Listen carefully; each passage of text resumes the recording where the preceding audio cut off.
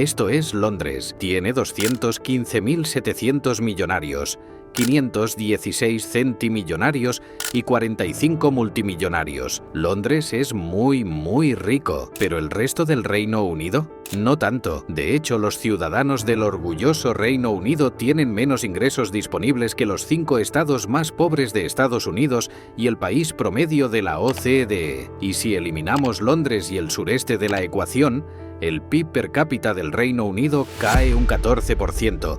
La esperanza de vida en algunas zonas de Blackpool es menor que en Ruanda, y ciudades y pueblos enteros que antaño prosperaban ahora se encuentran entre los más pobres de Europa Occidental. El Reino Unido ha pasado de ser el reino más grande del mundo a la miseria. ¿Cómo llegó hasta aquí? Esto es el Reino Unido, el reino dividido. Nuestra historia comienza en 1979. Margaret Thatcher es elegida primera ministra con el objetivo de controlar la inflación en el período previo a su elección. La inflación se había descontrolado. 100 libras en 1970 valían más de 300 libras en 1979. ¿Pero qué causó esto? Primero, la década de 1970 se vio sacudida por 2 grandes crisis petroleras. La OPEP duplicó y luego triplicó los precios del petróleo. Todo, desde la gasolina hasta los comestibles, se encareció de la noche a la mañana. Al mismo tiempo, los salarios seguían subiendo a medida que poderosos sindicatos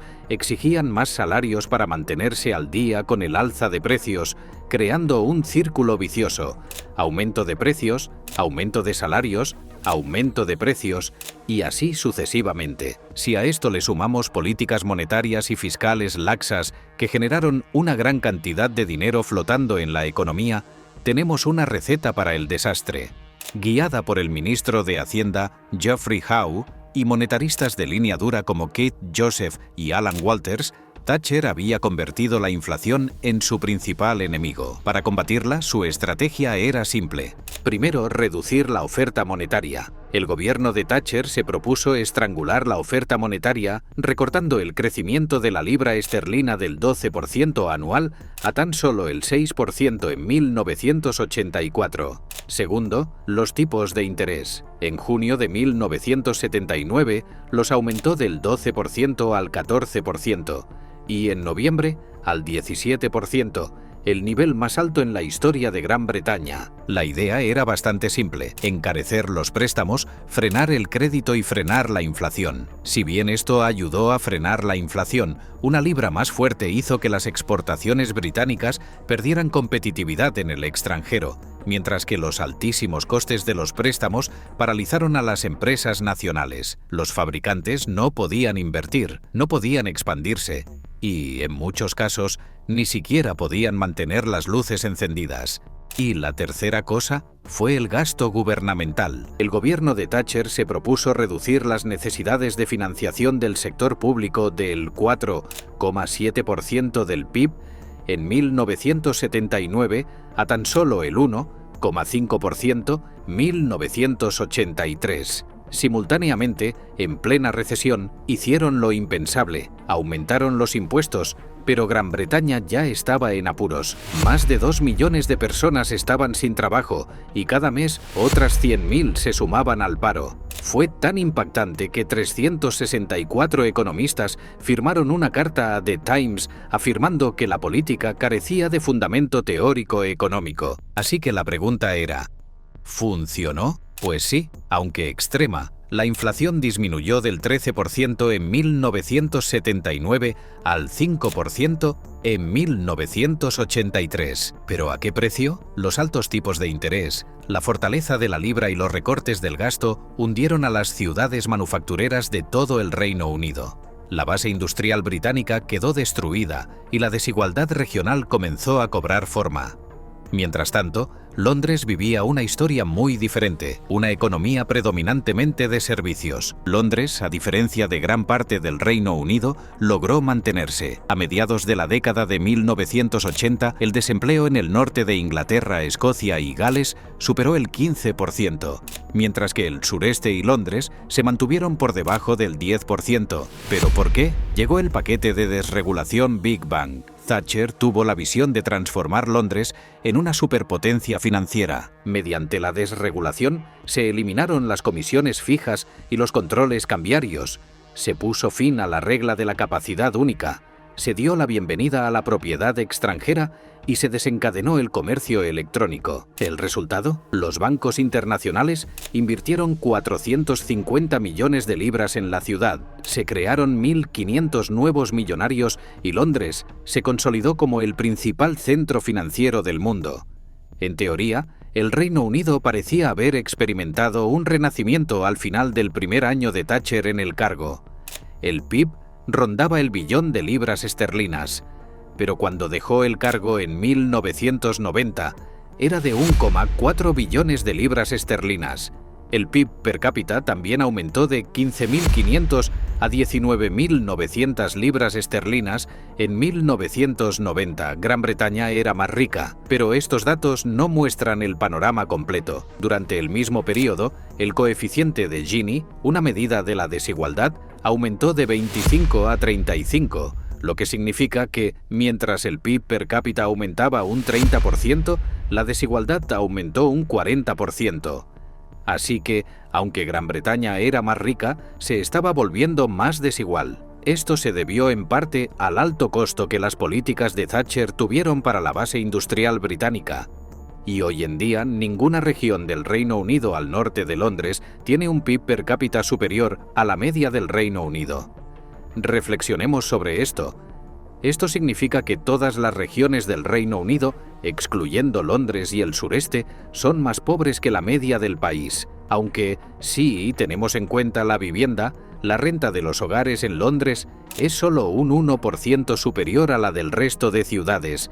Así que, a menos que se encuentre en el cuartil superior de ingresos, mudarse no tiene ningún sentido. La vivienda en Londres cuesta casi el doble que la media del Reino Unido. Y si tenemos en cuenta lo que se obtiene por cada dólar, es aún más cara. No sorprende entonces que Londres tenga un grave problema de personas sin hogar, pero no se parece a nada visto en el mundo occidental. Los defensores de las personas sin hogar contabilizaron más de 13.000 personas sin hogar en Londres en 2024, lo que representa un aumento del 10% con respecto al año anterior y del 63% con respecto a hace una década. En general, el 2% de los londinenses se consideran personas sin hogar.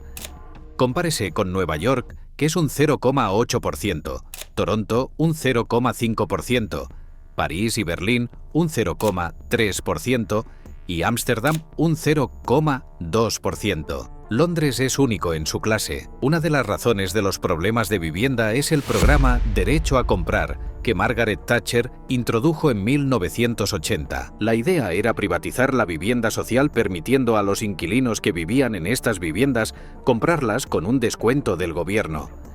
Y estos descuentos eran considerables, inicialmente del 33% para casas y del 50% para pisos, que posteriormente se elevó al 70%. Ahora bien, muchas personas de mentalidad conservadora podrían pensar que esto suena bien, pero les aseguro que no lo es en absoluto. El gobierno básicamente permitía que la gente comprara propiedades con grandes descuentos sobre el valor de mercado, sin ninguna promesa de garantizar que el parque inmobiliario se mantuviera asequible.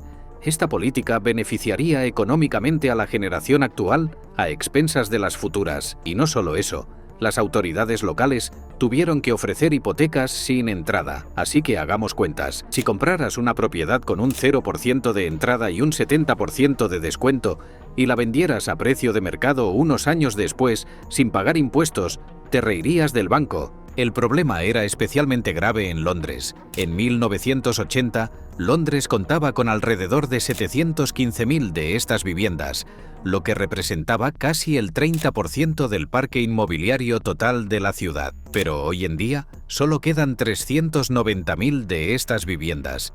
Y la vivienda social representa ahora alrededor del 10% del parque inmobiliario, una disminución del 61%. Además, en todo el Reino Unido se estima que al menos el 40% de las viviendas con derecho a compra se alquilan a precios de mercado.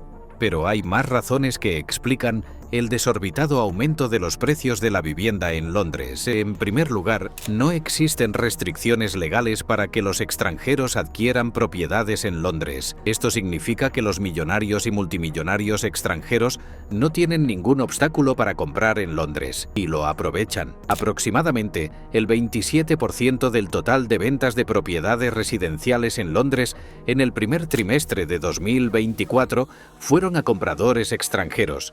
Ahora bien, se preguntarán, ¿cómo es la situación en otras grandes ciudades como Nueva York?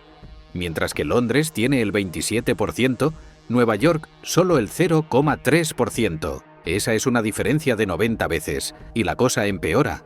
Más del 20% de las nuevas propiedades de alquiler en Londres tienen al menos un accionista extranjero, el doble que en 2016.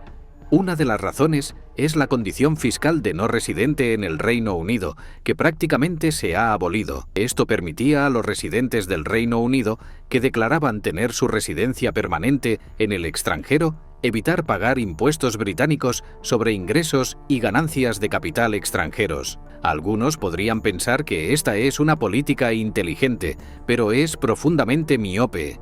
Sí, estas personas traen dinero del extranjero y lo gastan localmente, pero también compiten con la población local por recursos escasos como la vivienda. Si hay un puñado de estas personas, no es un problema, pero si hay 83.000, el problema es grave. A países de todo el mundo les encanta la idea de que los ricos gasten su dinero en su país, pero esto siempre conlleva dislocaciones de viviendas. Sydney, Melbourne, Vancouver y otros cayeron en esta trampa. Además, estos ricos no contribuyen de la misma manera a la economía. No van a cuidar de los enfermos ni de los ancianos. No abren nuevos negocios ni contratan personal local. No trabajan en absoluto. Simplemente compran casas y coches de lujo, comen fuera y duermen. Sí, contribuyen un poco a la economía, pero no son más que una forma de inflar las estadísticas. Todo esto a costa de la población local. Pero la vivienda es solo una pieza del rompecabezas. El Reino Unido es una sombra de lo que fue. Lo que una vez fue un país próspero se ha convertido en una nación mayormente rudimentaria con una sola ciudad próspera. Y aunque parezca que es solo Gran Bretaña la que hace las cosas mal, el mundo no va así. No hay un solo país al que no se le pueda reprochar algo en cuanto a economía. En Estados Unidos, desigualdad. En Burundi, pobreza extrema. En España, rigidez del mercado laboral. Y así podríamos seguir con todos los países, hasta con Japón. Por perfecto que parezca a simple vista, también tiene problemas, y no son pequeños. Si quieres saber cuáles son los problemas de la economía japonesa, mírate este video.